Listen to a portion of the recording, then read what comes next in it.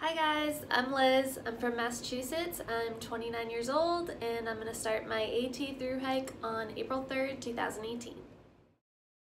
Here in New England, we like to define ourselves by our occupation, so I'm a hairstylist. I have my own little studio where I specialize in dreadlock services, which is super random, I know. Outside of work, I do my best to live an adventurous lifestyle, so in addition to hiking, I also like snowboarding, skydiving, circus arts, hand balancing, yoga, traveling, pretty much anything extreme or exciting.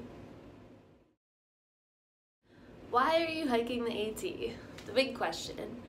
I don't really have a solid why, but I can tell you what's kind of led me to this point in my life, and that's been my sobriety and my recovery. I quit drinking in March of 2014, and ever since then I've just been kind of on a mission to live my life and challenge myself and see the world and do new things. So hiking was one of those things that I kind of picked up along the way, and I am kind of an extreme person. I can't do anything mediocre, so I couldn't just go on a hike. I had to hike the AT. So here we are.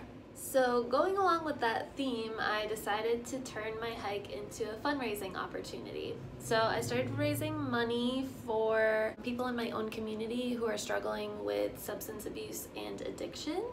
100% of the donations are going to go to the Link House organization. So they provide residential programs and tools for long-term recovery. So far I've raised about $2,500, which is already past my initial goal, so I'm super psyched about that, and I'm just gonna keep on going and see how far we can get. So if any of you would like to donate, I will include the link on here. If you're curious about actual preparations that have been happening, they are coming along. I leave in less than 3 months. I did as much hiking as I could last season, so I did 17 of the 48 4,000 footers in New Hampshire, plus some other smaller ones, so I feel pretty good about that. I'm not really hiking right now, it's just cold and snow and winter, so I'm just doing some knee strengthening exercises at home since that's kind of my biggest concern. I've got my gear dialed in pretty good, I think. My base weight is about 18 pounds. I'm still probably going to be tweaking some of that stuff, so once I have everything more finalized, I'll do a detailed gear post about what I'm bringing.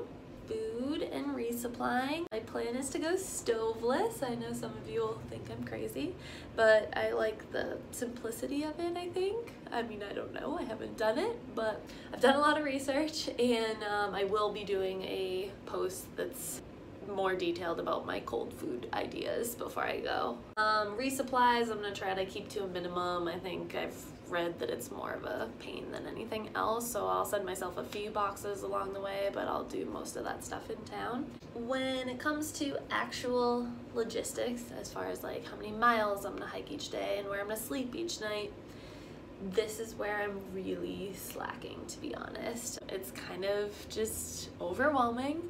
So like I bought my plane ticket and I think I figured out how I'm getting to the trailhead from the airport, and that's about it. So we're kind of just winging it and we're gonna plan as we go, and I think it's gonna be fine.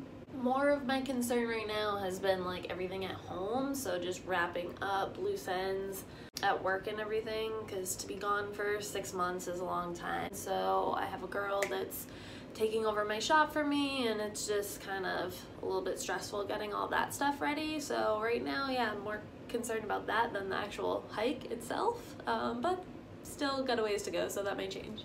So that is pretty much where I'm at this point. I am so excited. I've never done anything like this before. I can't freaking wait. Like I said, I'll do a couple more posts about gear and food and whatever before I go, but otherwise I will see you on the trail.